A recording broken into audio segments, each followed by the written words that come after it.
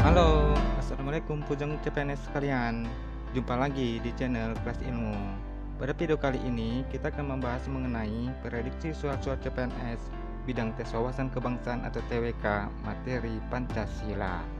Namun sebelum lanjut, ada baiknya untuk teman-teman subscribe channel ini agar bisa mendapatkan info dan latihan soal terbaru dari Kelas Ilmu. Tanpa berlama-lama lagi, kita langsung saja ke soal nomor 1. Pertanyaan Dr. Rajiman Wedeo Diningrat dalam pidato pembukaan BPUPKI kepada anggota-anggota sidang adalah A. Bagaimana rumusan dasar negara kita?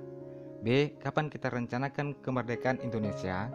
C. Bagaimana lambang negara Indonesia nantinya? D. Siapa yang akan membuat rumusan dasar negara? Atau E. Apa dasar negara Indonesia yang akan kita bentuk ini? Pembahasannya, Badan Penyelidik Usaha Persiapan Kemerdekaan Indonesia atau BPUPKI yang dibentuk tanggal 1 Maret tahun 1945 yang diketuai oleh Dr. KRT Rajiman Wedeo Diningrat. Dalam pidato pembukaannya, Dr. Rajiman mengajukan pertanyaan kepada anggota-anggota sidang, apa dasar negara Indonesia yang akan kita bentuk ini?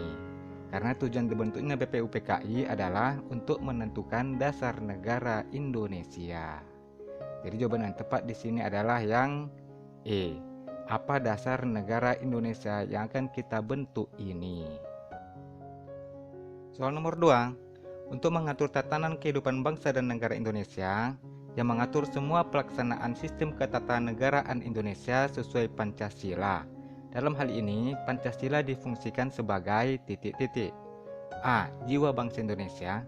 B. Dasar negara Indonesia. C. Kepribadian bangsa Indonesia. D. Pandangan hidup bangsa Indonesia. Atau E. Sumber dari segala sumber hukum negara Indonesia. Pembahasannya, fungsi dan kedudukan Pancasila bagi negara Kesatuan Republik Indonesia yaitu yang pertama, sebagai jiwa bangsa Indonesia. Maksudnya, sebagai nilai-nilai kehidupan dalam masyarakat bangsa Indonesia melalui penjabaran instrumental sebagai acuan hidup yang merupakan cita-cita yang ingin dicapai dan sesuai dengan nafas jiwa bangsa Indonesia. Lalu yang kedua, sebagai dasar negara Indonesia. Maksudnya, untuk mengatur tatanan kehidupan bangsa dan negara Indonesia yang mengatur semua pelaksanaan sistem ketatanegaraan Indonesia sesuai Pancasila. Jadi jawaban yang tepat di sini adalah yang B, dasar negara Indonesia. Kemudian fungsi dan kedudukan Pancasila yang lain, itu yang ketiga, sebagai pandangan hidup bangsa Indonesia. Merupakan kristalisasi pengalaman hidup dalam sejarah bangsa Indonesia yang membentuk watak, sikap, perilaku, etika, dan tata nilai norma. Yang keempat, sebagai kepribadian bangsa Indonesia. Maksudnya, menunjukkan adanya kepribadian bangsa Indonesia yang dapat dibedakan dengan bangsa lain, yaitu tingkah laku, sikap mental, dan amal perbuatan bangsa Indonesia. Kemudian yang kelima, sebagai sumber dari segala sumber hukum. Maksudnya, segala kehidupan negara Indonesia berdasarkan Pancasila juga harus berlandaskan hukum. Yang keenam, sebagai perjanjian luhur bangsa Indonesia. Pancasila merupakan perjanjian luhur yang disepakati oleh para pendiri negara untuk dipelihara, dilaksanakan, dan dilestarikan. Kemudian yang ketujuh, sebagai cita-cita dan tujuan bangsa Indonesia. Maksudnya, dalam Pancasila mengandung tujuan dan cita-cita negara Indonesia yang menjadikan Pancasila sebagai landasan atau patokan pemersatu bangsa. Itu ya. Soal nomor 3. Di dada burung Garuda terdapat perisai yang menggambarkan 5 simbol yang mewakili sila-sila dalam Pancasila.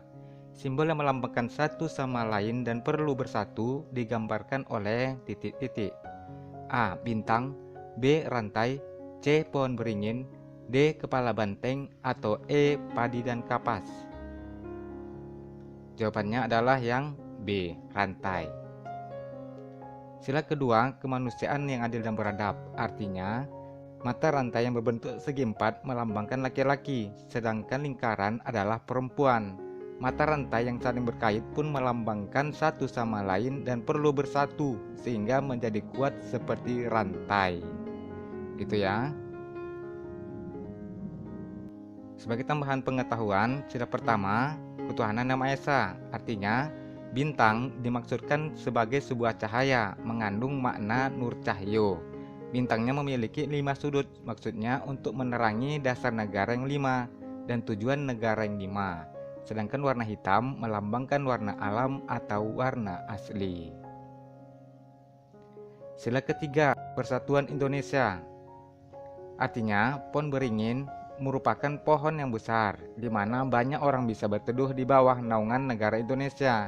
Selain itu, pohon beringin memiliki sulur dan akar yang menjalar kemana-mana, namun tetap berasal dari satu pohon yang sama, seperti halnya keragaman suku bangsa yang menyatu di bawah nama Indonesia. Kemudian, sila keempat, kerakyatan yang dipimpin oleh hikmat kebijaksanaan dalam permusyawaratan perwakilan. Artinya, kepala banteng merupakan hewan sosial yang suka berkumpul seperti halnya musyawarah, di mana orang-orang harus berkumpul untuk mendiskusikan sesuatu. Lalu sila yang kelima, keadilan sosial bagi seluruh rakyat Indonesia. Artinya, padi dan kapas merupakan kebutuhan dasar setiap manusia, yakni pangan dan sandang, sebagai syarat utama untuk mencapai kemakmuran. Kita lanjut ke soal nomor 4. Perhatikan pernyataan berikut ini. Yang pertama, modal pembangunan. Yang kedua, pandangan hidup bangsa sebelum bangsa Indonesia. Yang ketiga, cita-cita dan tujuan seluruh bangsa Indonesia. Yang keempat, pendorong terciptanya pembangunan di segala sektor. Yang kelima, berasal dari rakyat Indonesia dan negara serumpun yang lain. Dan yang keenam, satu-satunya asas bagi kehidupan bangsa Indonesia. Pertanyaannya, dari pernyataan di atas yang merupakan peranan dan fungsi Pancasila dalam kehidupan berbangsa dan bernegara adalah nomor titik-titik. A. 1, 2, dan 3, B. 4, 5, dan 6, C. 2, 4, dan 6, D. 1, 3, dan 6, atau E. 3, 4, dan 5. Pembahasannya, peranan dan fungsi Pancasila dalam kehidupan berbangsa dan bernegara Indonesia yaitu yang pertama, modal pembangunan. Yang kedua, jiwa bangsa Indonesia. Yang ketiga, perjanjian luhur bangsa. Yang keempat, sumber dari segala sumber hukum. Yang kelima, jiwa kepribadian bangsa Indonesia. Yang keenam, cita-cita dan tujuan seluruh bangsa Indonesia. Yang ketujuh, satu-satunya asas bagi kehidupan bangsa Indonesia. Dan yang kedelapan, pandangan hidup yang mempersatukan bangsa Indonesia. Jadi jawaban yang tepat di sini adalah yang D, 1, 3, dan 6. Soal nomor 5. Ciri khas paham integralistik Indonesia dapat dilihat dalam kehidupan titik-titik. A. Pedesaan, B. Perkotaan, C. Pemerintahan, D. Organisasi kedaerahan, atau E. Organisasi keagamaan. Pembahasannya, ciri khas paham integralistik merupakan paham yang kepentingan masyarakat diutamakan, namun martabat dan harkat manusia juga dihargai. Di Indonesia, ciri khas paham ini dapat dilihat dalam kehidupan masyarakat pedesaan. Jadi jawaban yang tepat di sini adalah yang A, pedesaan. Soal selanjutnya, nomor 6. Pedoman penghayatan dan pengamalan Pancasila ditetapkan pada tanggal titik-titik. A. 3 Maret 1978, B. 10 Maret 1978, C. 17 Maret 1978, D. 22 Maret 1978, atau E. 27 Maret 1978. Pembahasannya, pedoman penghayatan dan pengamalan Pancasila atau P4 terkandung dalam TAP MPR nomor kedua garing MPR garing 1978 dan ditetapkan pada tanggal 22 Maret tahun 1978. Jadi jawaban yang tepat di sini adalah yang D, 22 Maret tahun 1978. Kemudian, nilai dan norma-norma yang terkandung dalam pedoman penghayatan dan pengamalan Pancasila berdasarkan ketetapan tersebut berjumlah 36 butir. Dan pada tahun 1994 diuraikan kembali oleh BP7 Pusat menjadi 45 butir. Gitu ya. Soal nomor 7. Menurut teori pragmatis, Pancasila dapat dinyatakan benar jika titik-titik. A. Pancasila tidak dapat tergantikan. B. Pancasila memiliki manfaat bagi masyarakat. C. Nilai-nilai dari sila Pancasila memiliki kesinambungan. D. Memiliki kesesuaian dengan realitas kehidupan masyarakat. Atau E. Pancasila dapat merubah perilaku dan semangat masyarakat. Pembahasannya, kebenaran dari Pancasila dapat dianalisis menggunakan 4 teori kebenaran, yaitu yang pertama, teori koherensi. Pancasila dapat dikatakan benar jika nilai-nilai dari sila Pancasila memiliki kesinambungan. Yang kedua, teori performatis. Pancasila dapat dikatakan benar jika Pancasila dapat merubah perilaku, sikap, budaya dan semangat masyarakat Indonesia. Yang ketiga, teori korespondensi. Pancasila dikatakan benar jika memiliki kesesuaian dengan realitas kehidupan masyarakat. Lalu yang keempat, teori pragmatis. Pancasila dapat dikatakan benar jika Pancasila memiliki manfaat bagi masyarakat. Jadi jawaban yang tepat di sini adalah yang B. Pancasila memiliki manfaat bagi masyarakat. Soal nomor 8. Pada suatu hari, Ridho, pengusaha elektronik yang sukses kepergok, lagi berduaan bersama seorang model cantik yang bernama Nisa. Ridho diduga melakukan hubungan badan dengan seorang model tersebut di sebuah kamar hotel. Dari data informasi pihak kepolisian, Ridho sudah memiliki istri dan 8 orang anak. Wow, banyak juga ini anaknya. Dan Nisa yang bersama Ridho berstatus masih gadis, berumur 23 tahun. Perilaku Ridho tersebut termasuk pelanggaran Pancasila dengan lambang titik-titik. A. Bintang. B. Rantai. C. Pohon beringin. D. Kepala banteng. Atau E. Padi dan kapas. Pembahasannya, di soal tersebut disebutkan Ridho telah mempunyai istri dan anak. Terus Nisa juga bukan istri sah dari Ridho. Kemudian mereka melakukan hubungan suami istri. Itu terbukti bahwa mereka melakukan hubungan yang seharusnya tidak mereka lakukan tanpa ikatan sebuah perkawinan, atau biasanya disebut berzina. Berzina sangat dilarang oleh agama, terutama agama Islam. Sehingga apa yang dilakukan Ridho dan Nisa merupakan pelanggaran terhadap sila dalam Pancasila, yaitu sila pertama, ketuhanan yang Maha Esa dengan lambang bintang. Jadi jawaban yang tepat di sini adalah yang A, bintang. Soal nomor 9. Makna sila yang menggambarkan bahwa bangsa Indonesia tidak terhalangi oleh perbedaan dalam mewujudkan kehidupan berbangsa dan bernegara yang damai adalah titik-titik. A. Sila pertama. B. Sila kedua. C. Sila ketiga. D. Sila keempat. Atau E. Sila kelima.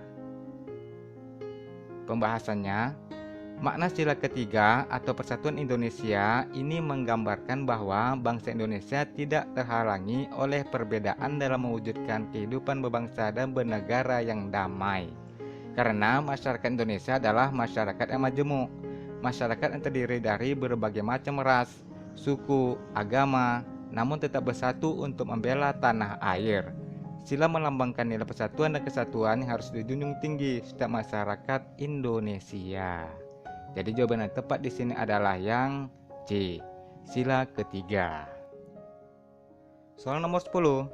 Sebagai sebuah filsafat negara yang tercipta untuk menjadi ideologi kolektif demi kesejahteraan rakyat dan bangsa Indonesia merupakan pengertian Pancasila menurut titik-titik.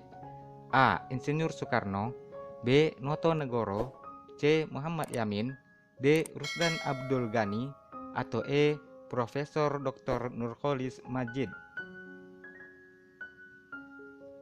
Pembahasannya, pengertian Pancasila menurut para ahli. Yang pertama, Insinyur Soekarno. Katanya, Pancasila merupakan isi jiwa bangsa Indonesia yang turun-temurun berabad-abad lamanya, terpendam bisu oleh kebudayaan barat. Lalu yang kedua, menurut Noto Negoro, Pancasila katanya merupakan dasar falsafah dan ideologi negara yang diharapkan menjadi pandangan hidup bangsa Indonesia sebagai dasar pemersatu, lambang persatuan dan kesatuan, serta sebagai pertahanan bangsa dan negara Indonesia. Lalu menurut Rusdan Abdul Ghani, Pancasila merupakan sebagai sebuah filsafat negara yang tercipta untuk menjadi ideologi kolektif demi kesejahteraan rakyat dan bangsa Indonesia. Jadi jawabannya di sini adalah yang D, Rusdan Abdul Ghani. Kalau menurut Muhammad Yamin, Pancasila adalah 5 dasar yang berisi pedoman atau aturan tentang tingkah laku yang penting dan baik.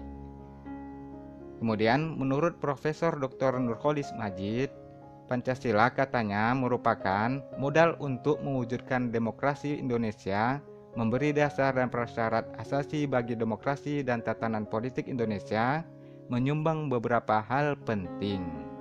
Gitu ya. Soal selanjutnya nomor 11. Kedudukan Pancasila sebagai dasar negara Indonesia tercantum dalam titik-titik. A. Tap MPR. B. Batang tubuh Undang-Undang Dasar 1945.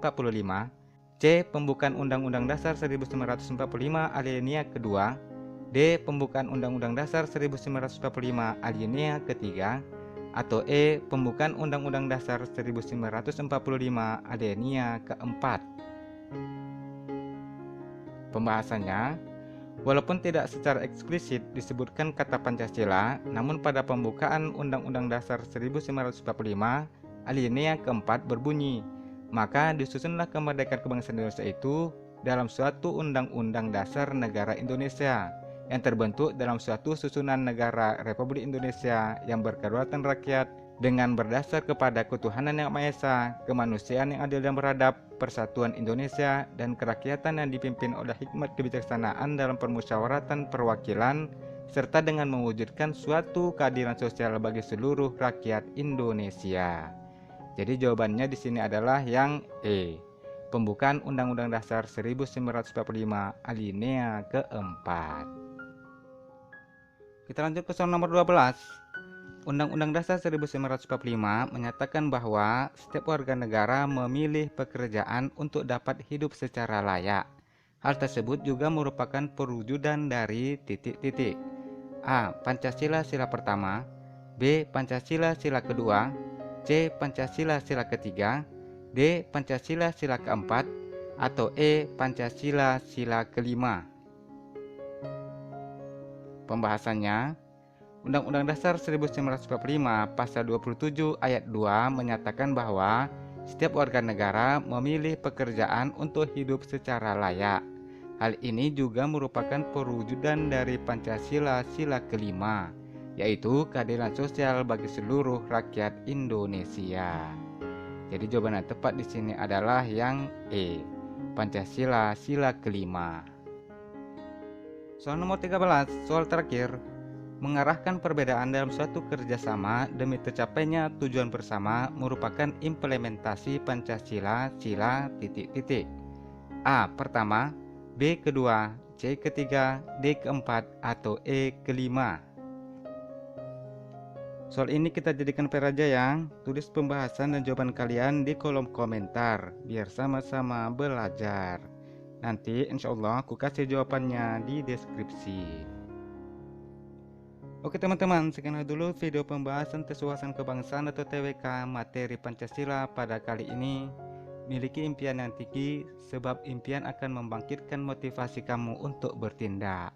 Akhir kata, terima kasih sudah menyaksikan dan semoga bermanfaat.